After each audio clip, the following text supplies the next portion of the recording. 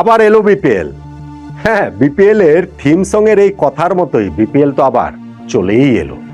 নানান বিতর্ক, অনিশ্চয়তা, নাটকীয়তা, সমালোচনাকে সঙ্গী করে এবং এই উপাদানগুলি বিপিএল এর সঙ্গী হিসেবে টুর্নামেন্ট জুড়ে থাকবে বলেই প্রবল আশঙ্কা করছি।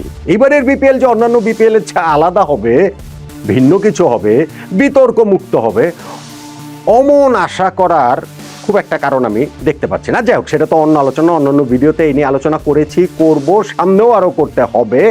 আজকের এই আলোচনাটা বিপিএল শুরু হওয়ার ঠিক আগ মুহূর্তে ফেভারিট র্যাঙ্কিং।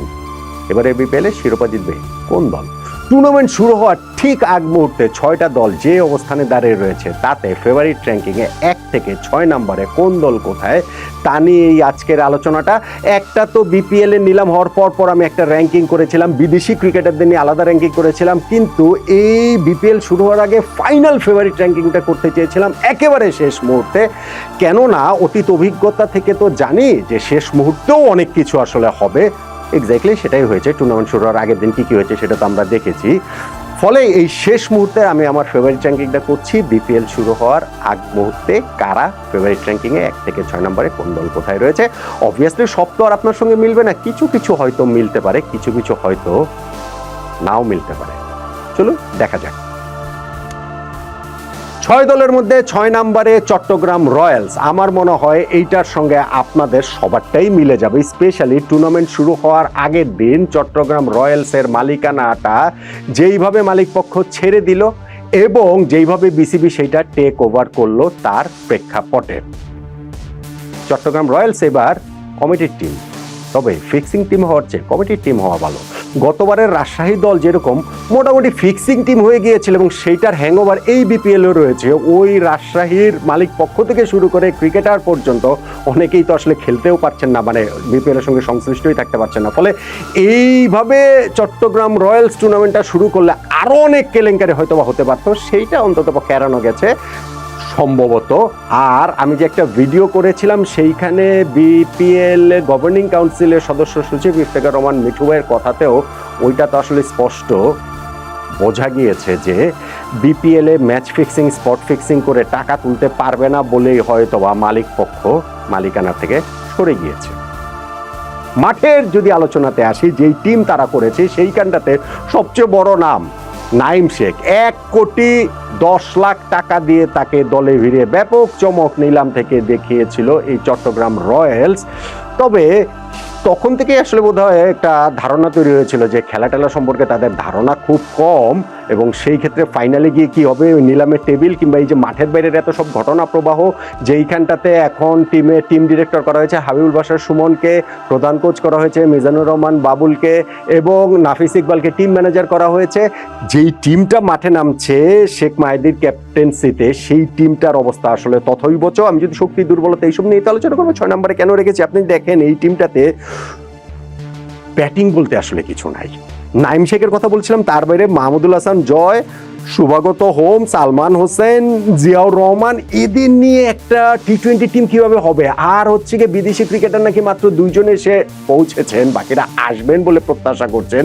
ফলে অবস্থাটা আসলে খুবই খারাপ। তাদের জন্য 11 নামানোটাই দুষ্কর। ব্যাটিংটা এমনিতেই লোকাল কালেকশনও যদি ধরেন, এই জায়গাটাতে বিদেশি ক্রিকেটার এনে অবশ্যই এই দুর্বলতা দূর করতে হবে, কিন্তু তাদের এই ব্যাটিংয়ের জায়গাটা ভীষণ রকমের নড়বড় বলে আমার কাছে মনে হয়। তুলনামূলকভাবে তাদের বোলিং ভালো, স্পিন ডিপার্টমেন্টটা তো খুবই ভালো, যেখানে শেখ মাহেদী হাসান এবং তানভীর ইসলাম আমাদের ন্যাশনাল টিমে 2 জন স্পিনার রয়েছেন। আরাফাত সানি অভিজ্ঞ, তিনিও রয়েছেন। আর শুভাগত হোমের কথা বলতে পারেন, তিনিও এই ডোমেস্টিক সার্কিটে তার অফ স্পিনে যথেষ্ট কার্যকর। পেস বোলিংয়ে শরীফুল ইসলাম রয়েছেন ন্যাশনাল টিমের একজন পেস বোলার, তার সঙ্গে আবু হায়দার রনি এবং মুকিদুল মুগ্ধ, সুমন খান্ডা রয়েছেন।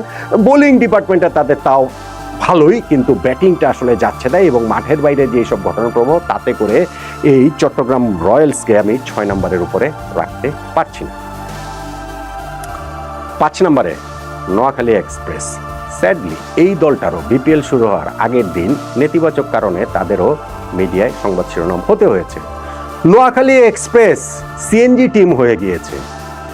কেন বুঝতেই পারছেন, ওই বিপিএল শুরু হওয়ার আগের দিন তাদের প্রধান কোচ খালেদ মোহাম্মদ সুজন ভাই এবং সহকারী কোচ তালহা জুবায়ের তারা সিএনজিতে করে মাঠ ছেড়ে চলে গিয়েছেন।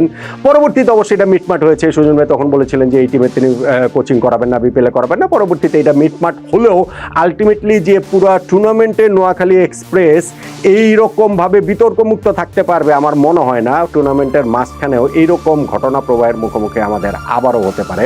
নোয়াখালী এক্সপ্রেস তখন সিএনজি এক্সপ্রেসের মতো আরও একটা কোনো কেলেঙ্কারি ভবিষ্যতে ঘটাতে পারে, যাক সেটা পরেরটা পরে। কিন্তু আমি যদি তাদের টিমের কথা বলি, সেই টিমের জায়গা থেকে তাদের শক্তির জায়গায় তাদের টপ অর্ডার ব্যাটিং, যেইখানটাতে সৌম্য সরকার এবং হাবিবুর রহমান সোহান এই দুইজন রয়েছেন যাদের বিস্ফোরক হয়ে ওঠার ক্ষমতা রয়েছে। জনসন চার্লস, সেদিকুল্লাহ অটল, বিদেশি ক্রিকেটারদের কানেকশনও এই জায়গাটাতে ভালো। মাস সাদাকাত রয়েছেন এশিয়া কাপ রাইজিং স্টার্সে, যেইখানে সোহান খুব ভালো খেলেছিলেন, সেইখানটাতে তিনি টপ স্কোরার ছিলেন। হাসান ইসকাইল, মোহাম্মদ নবীর জেনে সন্তান ছেলে, আফগান ক্রিকেটার নবীও এই টিমটা রয়েছেন, তিনিও এইখানটাতে রয়েছেন। সো তাদের টপ অর্ডারটা শক্তিশালী নিঃসন্দেহে।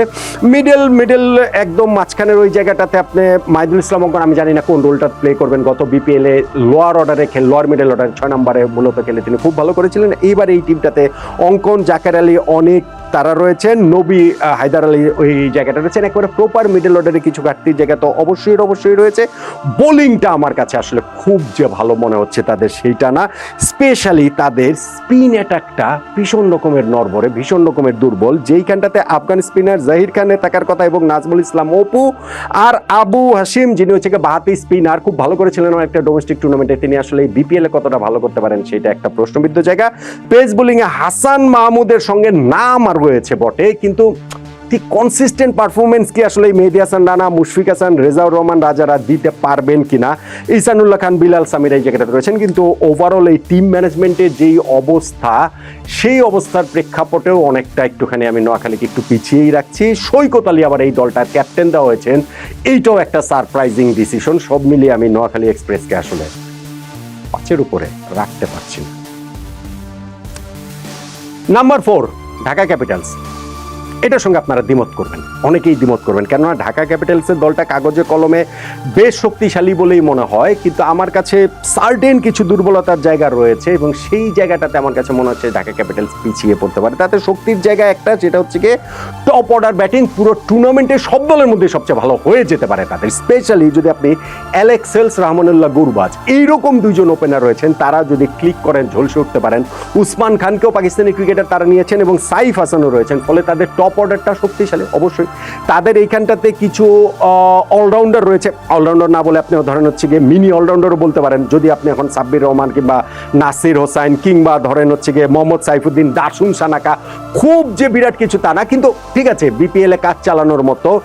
সো সেই জায়গাটাতে বলতে পারেন, কিন্তু মিডল অর্ডার ব্যাটিংটাতে আমার কাছে মনে হয় মোহাম্মদ মিঠুন বা সাব্বির নাসিরও আসলে কতটা ভালো করতে পারবেন I am not sure.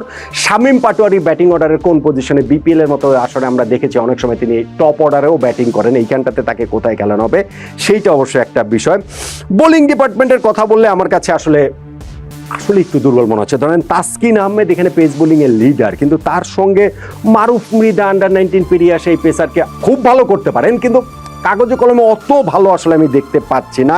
Wooden স্মিথও তাদের রয়েছেন এবং স্পিন বোলিংয়ে আপনি তাইজুল ইসলাম রয়েছেন, ইমাদ ওয়াসিম এবং জুবাইরুল্লাহ আকবরী রয়েছেন। ওইটাও আমার কাছে বোলিংটাও ঢাকা ক্যাপিটালসের খুব ভালো মনে হচ্ছে না। মোহাম্মদ মিঠুন এই দলটার ক্যাপ্টেন, টবি রেডফোর্ড হচ্ছে গিয়ে কোচ। ঢাকা ক্যাপিটালসকে আমি টুর্নামেন্ট শুরু হওয়ার আগের এই র্যাঙ্কিংটাতে 4 নম্বরেই রাখছি। 3 নম্বরে সিলেট টাইটান্স। এইটাও অনেকের কাছে একটু সারপ্রাইজিং হতে পারে। সোহেল ইসলামের কোচিংয়ে, মেহেদী হাসান মিরাজের ক্যাপ্টেন্সির এই দলটা আমি কিন্তু দেখতে পাচ্ছি যে কাগজে কলমে খুব ভালো দল, বেশ ভালো দল, এবং আমার কাছে মনে হয় যদি ক্লিক করে ফেলতে পারে এই দলের সবচেয়ে বড় যে শক্তির জায়গা, টুর্নামেন্টেরই সব দলগুলোর মধ্যে সবচেয়ে শক্তিশালী উঠতে পারে এই দলের, সেটা অলরাউন্ডার থাকাটা। দেখেন এই সিলেট টাইটান্সে অলরাউন্ডার কারা রয়েছেন?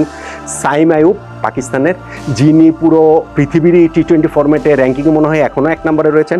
আজমতুল্লাহ ওমর জাই নিয়মিত আইপিএলে খেলেন, খুবই ভালো অলরাউন্ডার এই লিমিটেড ভার্সন ক্রিকেটে।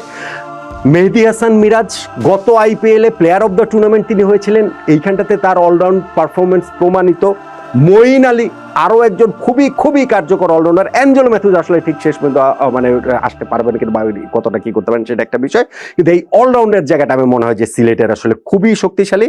তাদের টপ অর্ডার ব্যাটিংটাতেও আপনি পারভেজ হোসেন ইমন, সাইম আইয়ুবের এই পার্টনারশিপটা জমে গেলে প্রতিপক্ষের জন্য বেশ চিন্তার কারণ হবে। রনি তালুকদার, জাকির হাসান, আফিফ হোসেন, মমিনুল হক এই জায়গাটাতেও তাদের রয়েছেন।